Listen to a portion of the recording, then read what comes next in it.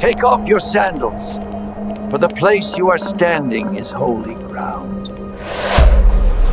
Papa, why is the water standing still?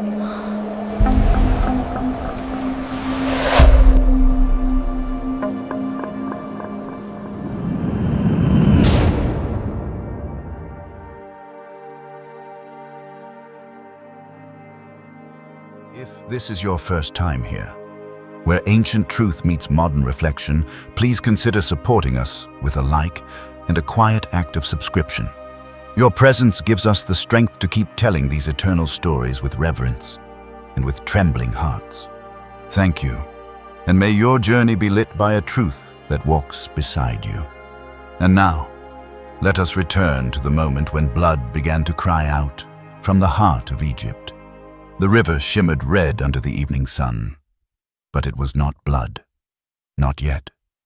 Just the Nile, winding like a serpent through the heart of Egypt, carrying the weight of an empire built on broken backs. Israel had grown. Their numbers swelled like the sea and Pharaoh.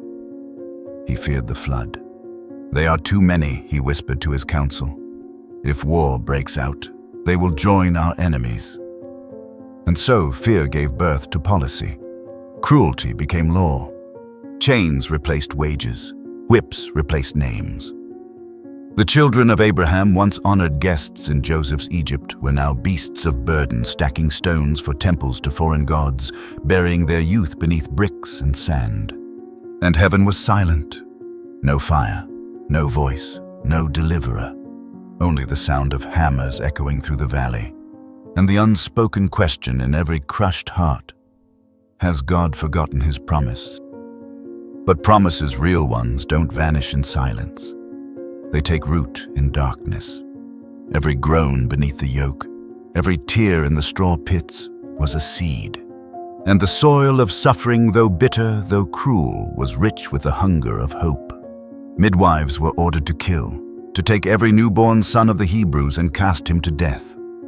But two women, Shiphrah and Puah, feared not Pharaoh but God. So they lied. Yes, my lord, they said. The Hebrew women are strong. They give birth before we arrive. And a generation lived, a quiet rebellion blessed by heaven. Meanwhile, Pharaoh's fear grew teeth. If you see a son, he thundered, cast him into the Nile. And the river, once a source of life, became an altar of blood. Mothers wept in silence. Fathers turned their backs. And babies, nameless, voiceless, were swallowed by the current. Egypt called it control. God called it injustice. And the silence was ending. For from the house of Levi a child would be born. And this time the river would not take him. Have you ever wondered how many cries it takes to move the heart of heaven, or how deep the silence must grow before God speaks? Because soon the voice would come.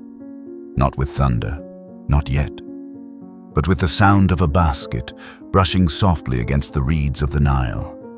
They had no swords, no armies, no scrolls of strategy, just trembling hands and the fear of the Lord.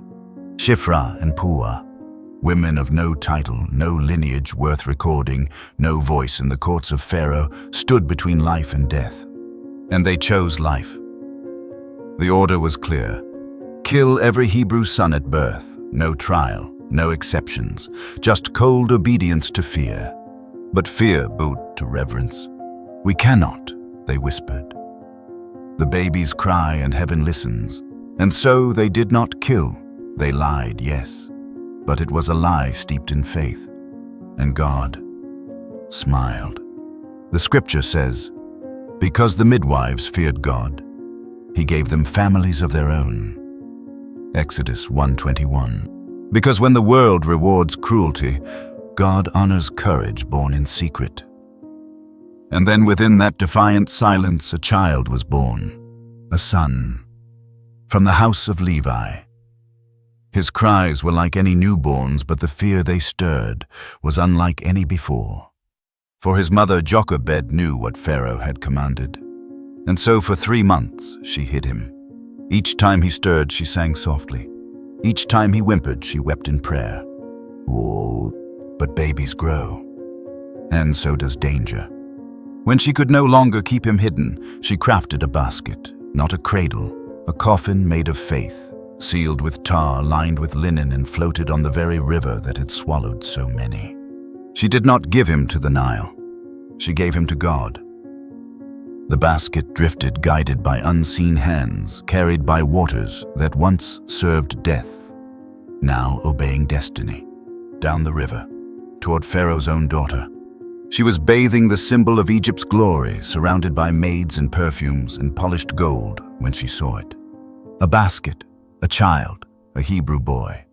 She knew it immediately, but something in her did not recoil.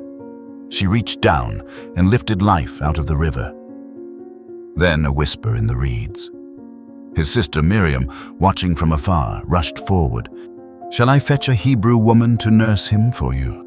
And so, by divine irony, Moses' mother was hired to raise the son she had surrendered, paid to love him by the very house that sought his death. Can you see it? Even in the darkest systems of oppression, a miracle slipped through, not with thunder, not with fire, but with two midwives, a desperate mother, and a God who sees every child. His name would be Moses, drawn out of water, a name that would echo across mountains and millennia. And heaven, which had been silent, was now watching, because the deliverer had been born.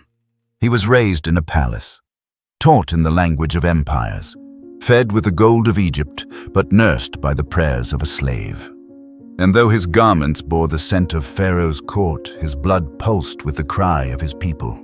He grew, and with each passing year a war stirred inside him between the comfort of his position and the agony of his people's chains.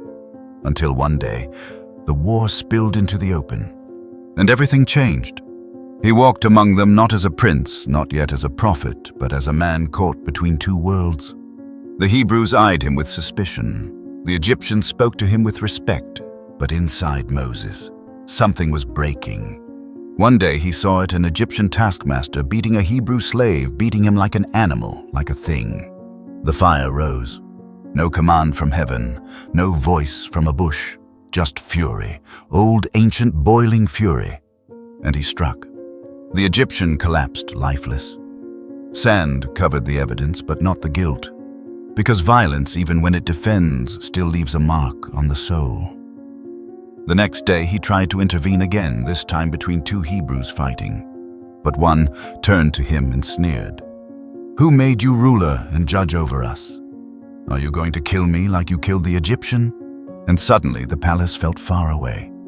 The walls of Egypt closed in. Pharaoh heard. Pharaoh was enraged. And Moses ran, away from Egypt, away from power, away from identity. What? The desert is a strange place. It strips. It silences. It burns away illusions until only truth remains. Moses wandered east alone. Dust-covered, heart-heavy, a fugitive with no calling. But even in exile, God was waiting.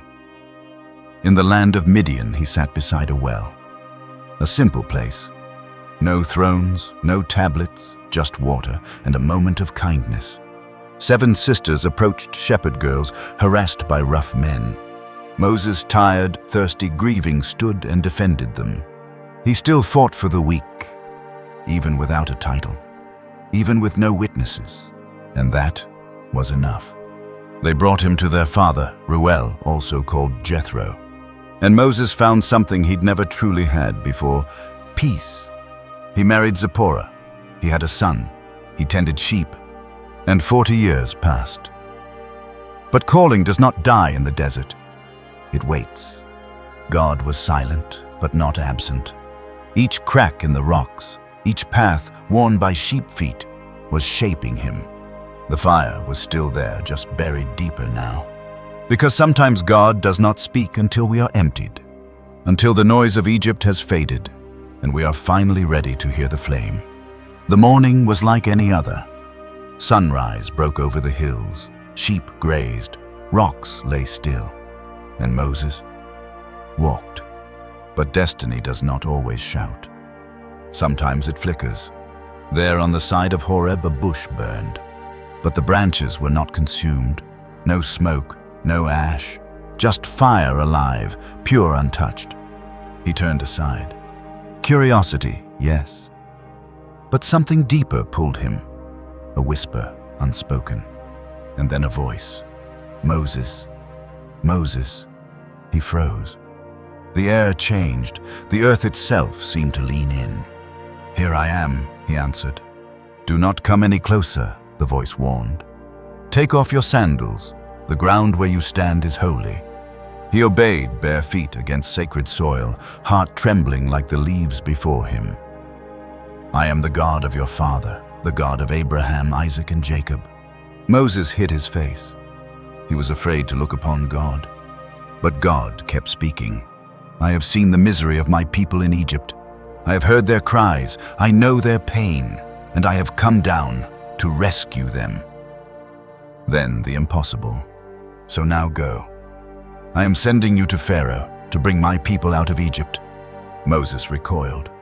Who am I, that I should go to Pharaoh, that I should lead Israel out? And God answered, not with a title, not with proof, but with presence. I will be with you. Still Moses doubted. What is your name? When they ask, who sent me, what shall I say? And God said, I am who I am. Tell them, I am has sent me to you. It was not a riddle. It was a revelation. A name above all names. A being who simply is, without beginning, without end, without need.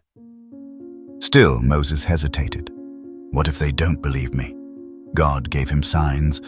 A staff turned serpent, a hand turned leprous, water turned blood. And still the fear. I am not eloquent, Moses confessed. I am slow of speech. And the voice of heaven grew firm. Who made man's mouth? Who gives sight or makes blind? Is it not I, the Lord? Now go, and I will help you speak. But Moses pleaded once more. Please send someone else. And God was angry, but patient. Your brother Aaron will go with you. He will speak for you. You will be as God to him. So the staff was lifted. The mission began. The desert had birthed a prophet. And from the silence of exile, a voice would rise to shake thrones, to split seas, to change history. The road back to Egypt was long, but the silence inside Moses was over. He carried a staff, but more than that, he carried a name. Aaron met him on the mountain, two brothers reunited not by blood, but by mission. Together they entered the heart of empire. Pharaoh sat on a throne of gods. Incense burned, priests chanted, jackals and hawks carved in gold watched from the walls, and into that place two old Hebrews walked. No army, no weapons, just obedience. They spoke, Thus says the Lord, the God of Israel, let my people go, so they may hold a feast to me in the wilderness. Pharaoh laughed. Who is the Lord that I should obey his voice and let Israel go? I do not know the Lord, and I will not let Israel go. So Moses and Aaron returned again and again, each time a warning, each time a command from the God of slaves to the God of Egypt. But Pharaoh's heart was stone, and cruelty sharpened. He made the slaves work harder, no more straw for bricks. Let them gather it themselves, he said, but do not reduce the quota. The people cried. They turned on Moses. You have made us stink before Pharaoh, they said. You have put a sword in his hand to kill us. And Moses, crushed by the weight of rejection, turned to God. O Lord, why have you brought trouble on this people? Why did you ever send me? Ever since I spoke in your name, they have suffered more. And you have not rescued them at all. And God answered, Now you will see what I will do to Pharaoh. Because of my mighty hand, he will let them go. Because of my outstretched arm, he will drive them out. But first, Pharaoh had to be shown who truly ruled Egypt. Not with politics, not with debate, but with power. The staff turned to a serpent. Pharaoh's magicians mimicked it, but their snakes were swallowed whole. Still he would not listen. His heart grew harder, like a wall against the wind. But even stone cracks under water. The river would run red, the skies would darken, Egypt would learn, and Israel would rise. But not yet. For before the Exodus comes the unraveling. The staff struck the water, and the Nile, the proud river of gods, the womb of Egypt, bled. Fish floated lifeless, the stench rose. People dug beside the river for clean water, but found none. 7 days passed. Pharaoh's magicians did the same with their spells, and so Pharaoh's heart hardened. He turned his back, the river healed, but the warning had been given. Then came the frogs. They rose from the waters, covered the land, climbed into homes, into ovens, into beds. Every corner of Egypt croaked, and Pharaoh begged. "Pray to your God," he said, "and I will let the people go." Moses prayed. The frogs died. But when relief came, so did forgetfulness. Pharaoh changed his mind. Then gnats. Dust turned to insects. Every man and beast covered in crawling plague. Even the magicians said, "This is the finger of God." Still Pharaoh did not listen. Then flies. Swarms filled the palace. Blinded priests covered food, darkened the sun. But not in Goshen, not where Israel lived. There's stillness. No flies, no plague, no stench. God had drawn a line. Then livestock died. The cows, camels, and goats of Egypt fell in the fields. But in Goshen the herd stood healthy. Still Pharaoh did not yield. Then boils. Painful sores broke out on man and beast. Even the magicians, once proud, could not stand before Moses. Still the heart of Pharaoh hardened. Then hail. Thunder cracked the sky. Flames licked down like spears. Hailstones fell, destroying crops, shattering trees, slaughtering servants in the fields. It was unlike anything Egypt had ever seen. And Pharaoh cried out, "This time I have sinned. The Lord is in the right, and I and my people are in the wrong." Moses prayed. The storm ceased, and Pharaoh lied again. Then locusts, clouds of wings, mouths that devoured every green thing left. No tree remained. Scripture says, no leaf, no fruit, no hope. And again Pharaoh pleaded, and again he broke his word. Then darkness. 3 days. No sun, no moon, no fire would light, no eye could see. No voice broke the silence. Only terror, but in the homes of Israel light. A miracle in every window. Pharaoh had seen enough. He summoned Moses. "Go," he said, "but leave your flocks behind." Moses replied, "Not a hoof will remain." And Pharaoh raged. "Leave my sight. If I see you again, you die." And Moses answered, "You have spoken truly. I will not see your face again." But the worst was still to come. Because when men harden their hearts long enough, the final plague is not pain, but death. The air was still. Egypt waited, though it did not know for what. But Israel, they were told, one more plague, one final blow, and it would not strike the water, or the fields, or the sky. It would strike the heart. The Lord spoke to Moses, "About midnight I will go out into the midst of Egypt, and every firstborn shall die, from the firstborn of Pharaoh, who sits on the throne, to the firstborn of the slave girl behind the mill." But for Israel, a sign would be given, a lamb, unblemished, male, 1 year old. Each family would take one. It would live among them for 4 days, and then on the 14th day it would die. Its blood painted on the doorposts on the lintel above, not splattered, not carelessly, but with reverence, with trembling hands. And the Lord said, "When I see the blood, I will pass over you. No plague will touch you. No death will enter." That night they ate in haste, belt on, sandals tied, staff in hand. bitter herbs, unleavened bread, roasted lamb. Ready to flee, but first, ready to believe. And then at midnight he came. No trumpet, no lightning, just silence, broken by weeping. Every Egyptian household, every firstborn.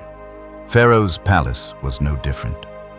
A cry pierced the columns, a mother collapsed, the air of Egypt lay still. The gods did not answer. The priests had no words. And Pharaoh, the god-king of the Nile, bent beneath a grief he could not command. He summoned Moses and Aaron in the night. Rise, go. Leave my people. Take your flocks, take your herds, take your children, and bless me also. And the people of Egypt, terrified, gave silver, gold, and garments to the Hebrews. They just wanted them gone. And Israel walked out, free, after 400 years. But not just free, redeemed, by blood, by sacrifice, by obedience. They left in haste, their bread had no time to rise. But their story had just begun to. The sun rose, but Egypt did not rejoice. There was not a single house without a corpse. Grief hung over the land like smoke that would not lift. Mothers sat in dust. Fathers tore their robes. Silence covered the streets except for the sound of mourning. And through that silence, a procession began. Not of warriors, not of chariots, but of slaves walking free. They carried no swords, they held no banners, but they marched as a people marked by God. Scripture says not one among them stumbled, not the young, not the old, not even the lame. And why? Because the blood had spoken. The angel of death had seen it and passed over. And now the living walked not because of strength, but because of mercy. Children looked back at the land of brick and whip. Elders wept quietly, remembering the cries they had heard at midnight. And still they walked, step by step, with gold in their hands and the name of the Lord in their mouths. That night would be remembered through all generations. Tell your children the Lord had said what I did. Why you eat unleavened bread, why you drink the cup, why the lamb had to die. Because this was not just a rescue, it was a revelation. Sin required blood, freedom required death, and every door with blood had become a door of life. Pharaoh did not chase, not yet. He stood in his palace, hollowed out by loss. The throne felt cold, the crown felt meaningless. He had been broken, but not yet undone. That would come later. But for now, the children of Abraham were gone, and the land of their bondage had been judged. Do you feel it? The quiet after judgment, the hush after horror, the moment when justice has passed through, and only grace remains. They walked into the wilderness, but they did not walk alone. A pillar of cloud by day, a pillar of fire by night. Heaven went with them, because when God delivers, He doesn't just bring you out, He leads you forward. The wind shifted, and Pharaoh stirred. Grief turned to rage. Ruin turned to vengeance. What have we done? He cried. We let them go. And now Egypt is empty. He summoned his army. 600 chosen chariots, horsemen, warriors. They rode with fury. The dust of the desert rose behind them, and ahead Israel camped by the sea. The water stretched wide, uncrossable, cold, unyielding. And behind them, the sound of wheels. The people panicked. Was it because there were no graves in Egypt that you brought us here to die? They shouted at Moses. Better to serve Pharaoh than die in the wilderness. And Moses answered, Do not be afraid. Stand firm. You will see the salvation of the Lord today. The Egyptians you see now, you will never see again. The Lord will fight for you. You need only be still. Then the cloud moved. The pillar of God shifted from leading them to standing behind them. Between Egypt and Israel, between death and deliverance, the presence of God became a shield. Darkness on one side, light on the other. And then God spoke to Moses, "Stretch out your staff over the sea." He did. And the sea, the ancient wild sea, trembled. A wind blew, not a breeze, a wall-breaking, path-making wind. And the waters parted, like curtains torn by unseen hands, like gates swung open for royalty. The seabed once hidden was dry, and Israel, every man, woman, and child, walked through, between walls of water, beneath stars of fire, with fear behind them and faith beneath their feet. The children clutched their mothers. The elders whispered psalms, and the silence of the sea sang a new song. Freedom, not by strength, not by sword, but by the breath of God. And Egypt followed. Pharaoh's heart had not learned. His pride still rode beside him. Into the path they charged, into the miracle they did not understand, into the judgment they could not escape. But heaven was watching. The last sandal touched dry ground. Israel had crossed. Not a drop on their robes, not a wound on their skin, not one soul left behind. And still the walls of water stood, like towers held back by breath. Behind them, Egypt thundered forward. Chariots raced, swords gleamed. Pharaoh's pride led the charge, into the very path God had carved. They rode, but the ground grew strange. Wheels jammed, horses stumbled. Terror rose in the soldiers' throats. "The Lord fights for them," they cried. "Let us flee." But it was too late. Then the command came. Moses, God, said, "Stretch out your hand over the sea, that the waters may return." And he did. The walls broke, not with a roar, but a collapse, like heaven exhaling, like judgment rushing in. The sea returned to its place. Chariots vanished, riders swallowed, helmets rolled, then sank. And the bodies of the Egyptians washed up on the shore. Not one remained. On the other side Israel stood, watching, weeping, breathing, not with fear, but with awe. They had seen a wonder. They had walked a miracle.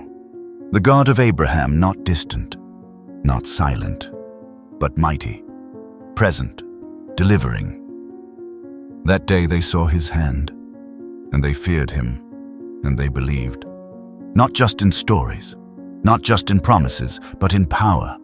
Because Egypt, the empire that built its name on the backs of slaves, had been broken by the outstretched arm of the Lord. And the song began, a song of triumph, a song of remembering. The horse and rider he has thrown into the sea. The journey was not over. They walked now into wilderness, a land of dry winds and deeper lessons. No more bricks, no more chains, but hunger, thirst. And the question, would they trust the God who delivered, to also be the God who provides? 3 days. That's how long they walked before the first complaint rose. 3 days into freedom, and already their mouths were dry. Their children crying, their hope cracking.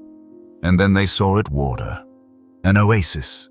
They ran, they drank, and spat it out, bitter, undrinkable. The place was called Marah, bitterness, and the people turned on Moses. "What shall we drink?" they cried. Their thirst gave birth to accusation. But Moses turned to God, and the Lord showed him a tree. He cast it into the waters, and they turned sweet, not by science, not by time, but by obedience. There the Lord made a decree. "If you listen to my voice, if you do what is right, if you keep my commands, I will not bring upon you any of the plagues I brought on Egypt, for I am the Lord your healer." Then they moved on, and deeper came the testing.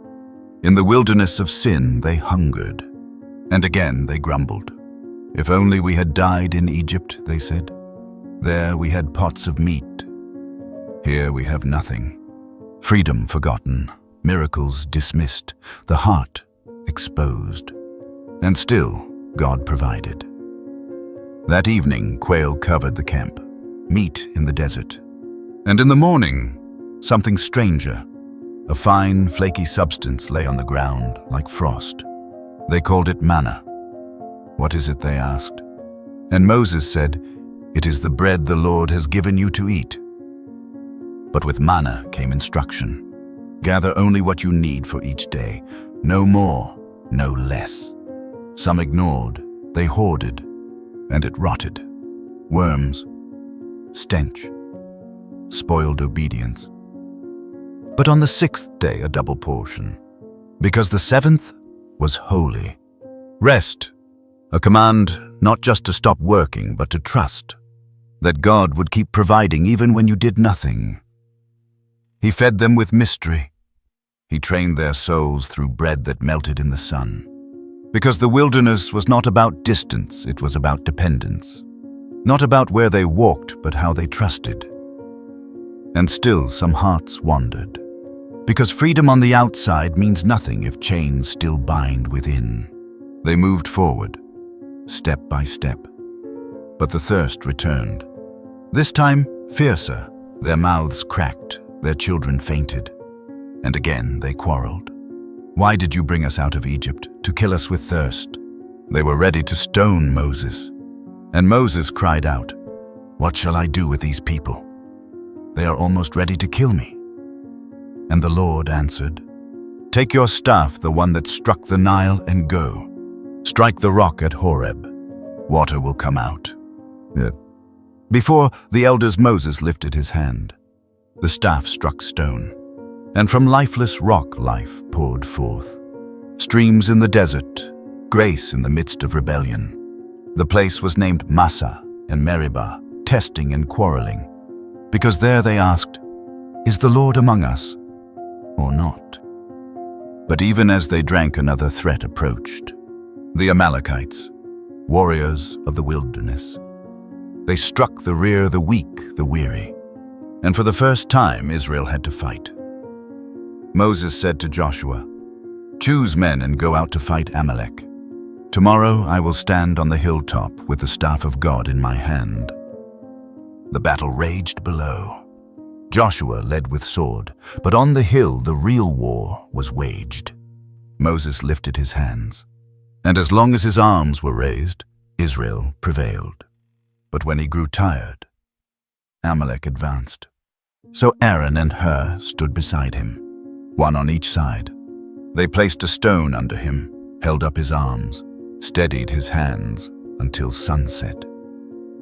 Victory, not by numbers, not by strength, but by surrender, by faith lifted high. And the Lord said, "Write this as a memorial. Tell it to Joshua. I will utterly blot out the memory of Amalek from under heaven." And Moses built an altar. He called it Yahweh Nissi. "The Lord is my banner." Because it wasn't the sword, but the raised hands that won the day. The camp stretched wide. Tents filled the horizon. Children laughed. Fires flickered. And in the midst of it all, Moses sat, alone. From morning till evening he listened. Disputes, complaints, questions. One man, bearing the burdens of thousands. Then a visitor, Jethro, priest of Midian, father of Zipporah, grandfather to Moses' sons. He came with joy not just to see Moses, but to witness what the Lord had done. They embraced, spoke of miracles, of plagues, of parting seas. And Jethro rejoiced. "Blessed be the Lord," he said, "who delivered you from Pharaoh. Now I know that the Lord is greater than all gods." And he offered a burnt offering, a priest of Midian bowing before the God of Israel. Aaron and the elders ate with him, and for a moment nations met in reverence. But the next day Jethro watched Moses. All day, case after case, dispute after dispute. And he said, "What is this you are doing?" Moses replied, "The people come to me to seek God. I judge between them. I make known his statutes." And Jethro answered, "This is not good. You will wear yourself out, and the people too. This burden is too heavy for one man. Listen to me, he continued. Teach them God's ways. Appoint capable men, God-fearing, trustworthy, not greedy. Let them judge the people at all times. The difficult cases they will bring to you. It will be easier. You will endure, and the people will go home in peace. Moses listened. He did not resist. He did not defend his method. He received the wisdom because it aligned with heaven's order. So he chose able men from all Israel, leaders over thousands, hundreds, fifties, and tens. And a nation began to learn justice, not through one voice, but through shared trust. Even in the wilderness, God was forming a people, not just saved, but structured, not just free, but wise. And sometimes, wisdom comes from the mouths of those outside the camp. In the 3rd month after leaving Egypt, they came to the desert of Sinai. They camped at the foot of the mountain, a place both silent and waiting. Moses ascended alone, and the Lord called to him from the mountain, "Say to the house of Jacob, you have seen what I did to Egypt, how I carried you on eagle's wings and brought you to myself. Now if you obey my voice and keep my covenant, you shall be my treasured possession among all nations. You shall be to me a kingdom of priests, a holy nation." Moses came down. He spoke to the elders, and the people answered as one, "All that the Lord has spoken, we will do." Then the Lord said to Moses, "Go to the people, consecrate them today and tomorrow. Let them wash their garments. Let them be ready on the 3rd day. Because on the 3rd day the Lord will come down on Mount Sinai in the sight of all the people." Boundaries were set. Do not touch the mountain, God warned. Whoever touches it shall surely die. Whether man or beast, none shall live. Only when the trumpet sounds long may they approach. So the people washed, they waited, they trembled. Fires burned outside tents. Children asked questions their parents couldn't answer, because they were not preparing to fight, but to behold. And then, the 3rd day came. Thunder, lightning, a thick cloud, and a voice like no other. The trumpet grew louder. The ground shook, and the mountain Mount Sinai was wrapped in fire. Smoke billowed like a furnace, and the whole mountain trembled violently. Moses spoke, and God answered with thunder. The people stood below, silent, small, utterly exposed. Because this was not the God of stories, but the God of presence. Not remembered, but encountered. And the Lord said, "Warn the people again, lest they break through and perish. Only Moses may come near." And so he climbed again, into cloud, into fire, into fear and glory, to receive words that would shape the soul of a nation. But before laws were given, hearts had to kneel, because no one ascends without first being called. The fire still burned. The smoke still rose. The mountain trembled, but the people trembled more. Then a voice, not like a man, not like wind, but like storm wrapped in glory.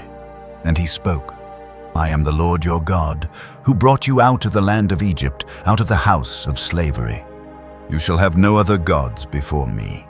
You shall not make for yourself a carved image, nothing in heaven above, or on the earth beneath, or in the waters below. You shall not bow down to them or serve them. For I, the Lord your God, am a jealous God. You shall not take the name of the Lord your God in vain. Remember the Sabbath day to keep it holy. 6 days you shall labor, but the 7th belongs to me. Honor your father and your mother. You shall not murder. You shall not commit adultery. You shall not steal. You shall not bear false witness. You shall not covet anything that belongs to your neighbor."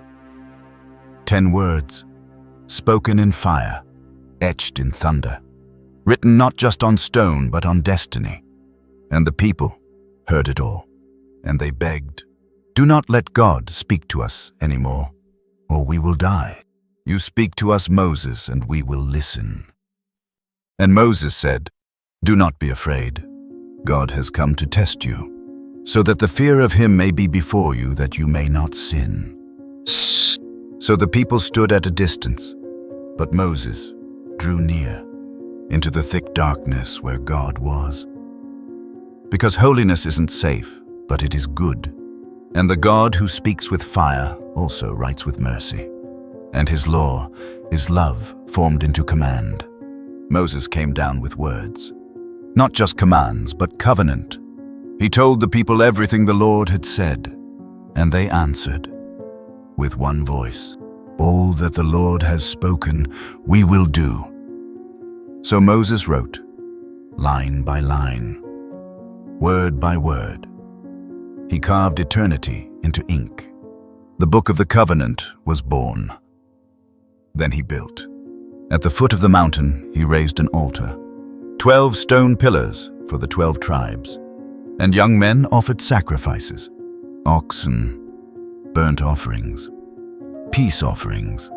Smoke rose, the scent of surrender. Blood flowed at the base of the altar. Moses took half the blood, placed it in basins.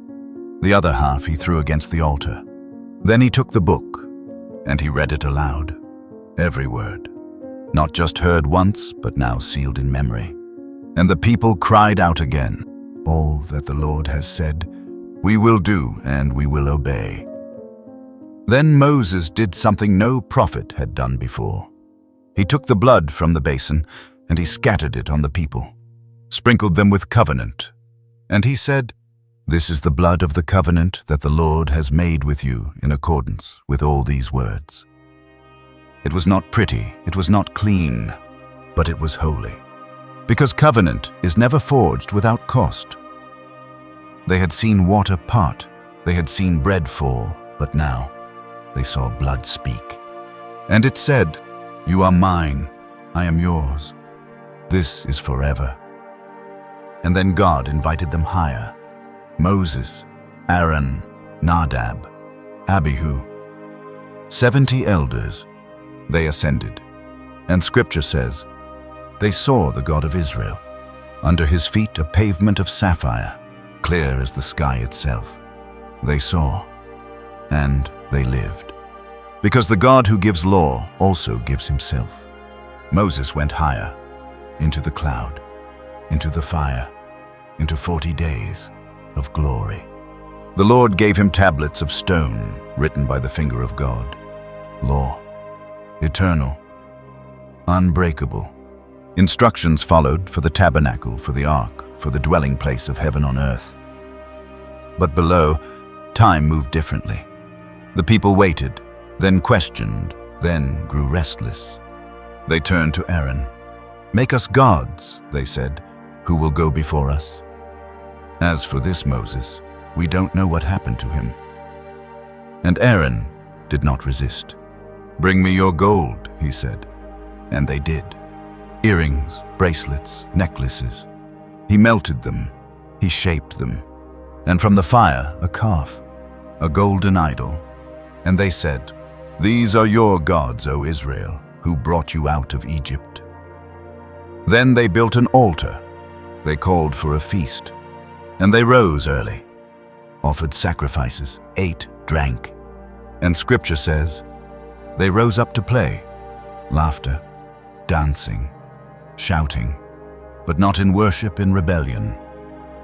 On the mountain, God saw it all. And he said, "Go down, Moses. Your people whom you brought out of Egypt have corrupted themselves.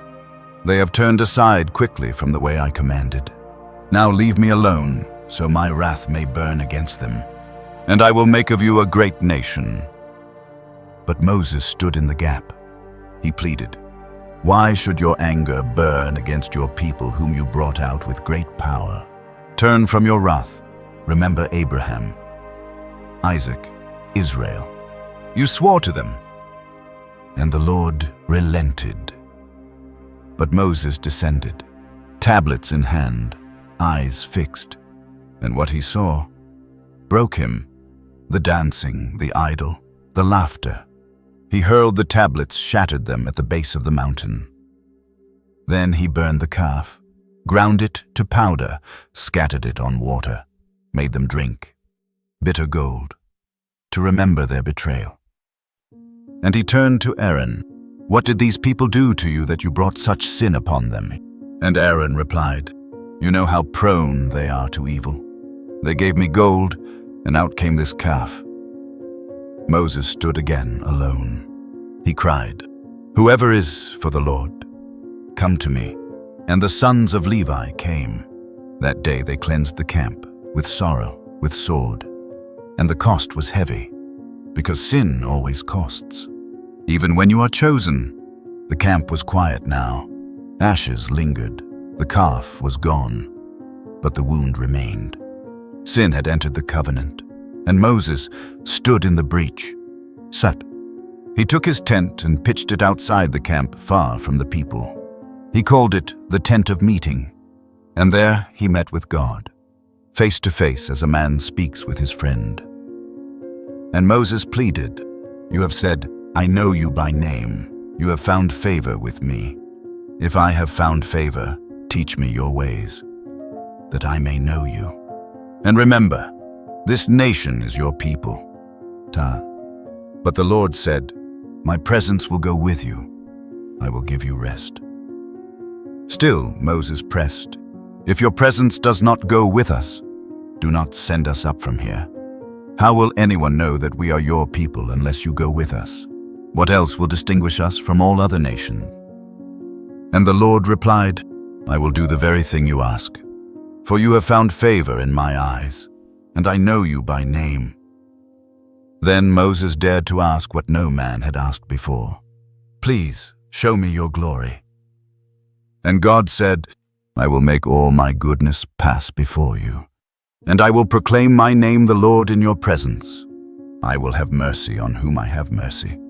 I will have compassion on whom I have compassion. But you cannot see my face, for no one may see me and live. Then the Lord said, There is a place near me. You may stand on the rock. When my glory passes by, I will put you in a cleft of the rock. I will cover you with my hand until I have passed. Then I will remove my hand, and you will see my back, but my face shall not be seen. And so the one who parted seas, who called down plagues, who met God in thunder, now hid in rock, to glimpse the edge of glory. Because true leadership is not about command, but about communion. And Moses had seen wonders, but now he longed for God himself. Not what God could do, but who God is. And that longing is the beginning of worship. Early in the morning, Moses climbed again. 2 stone tablets in hand, like the first, but not the same. These were not given, they were brought, because forgiveness requires return. The Lord descended in the cloud. He stood there with Moses and proclaimed his name, the Lord, a God, merciful and gracious, slow to anger, abounding in steadfast love and faithfulness, keeping mercy for thousands, forgiving iniquity and transgression and sin. Yet he will by no means clear the guilty, visiting the iniquity of the fathers upon the children to the 3rd and 4th generation. And Moses fell to the ground. He bowed. He worshipped. And he said, If I have found favor in your eyes, O Lord, let the Lord go with us. Though this is a stiff-necked people, pardon our iniquity and our sin. Take us as your inheritance. And the Lord answered, I am making a covenant. Before all your people I will do wonders never before done in any nation. Obey what I command today. I will drive out before you the Amorites, Hittites, Perizzites. But do not make treaties with them. Tear down their altars, break their pillars, because you are my people, set apart. And Moses stayed with the Lord 40 days and 40 nights. He neither ate bread nor drank water. He wrote the words of the covenant, the 10 words on the tablets. When he came down from the mountain with the 2 tablets in his hands, his face shone. Unknowingly, his skin radiated from speaking with God. And when Aaron and the people saw him, they were afraid. They stepped back. They could not look. So Moses called to them, and he covered his face with a veil. But when he entered to speak with the Lord, he removed it, because glory cannot hide before its source. This was not just a nation, not just a man. This was a covenant sealed in blood, carved in stone, and lit by the fire of God's presence. A people set apart, a leader marked by glory, a journey just beginning. And you who've walked with them through fire, sea, and silence. What will you do when the mountain shakes? What will you choose when the golden calf calls? Will you build the altar or bow to the idol? Because the voice still speaks, the glory still burns, and the covenant still waits to be written on hearts of flesh. Thank you for walking this long road with us. If this journey stirred your heart, if somewhere between Egypt and Sinai you heard your own name whispered, you are not alone. Consider supporting this work with a subscription or a word in the comments. Every gesture a stone on the altar. May peace guard your steps. May fire guide your nights. And may the voice that spoke from the mountain still echo in the quiet places of your soul. We'll meet again at the next turning of the page.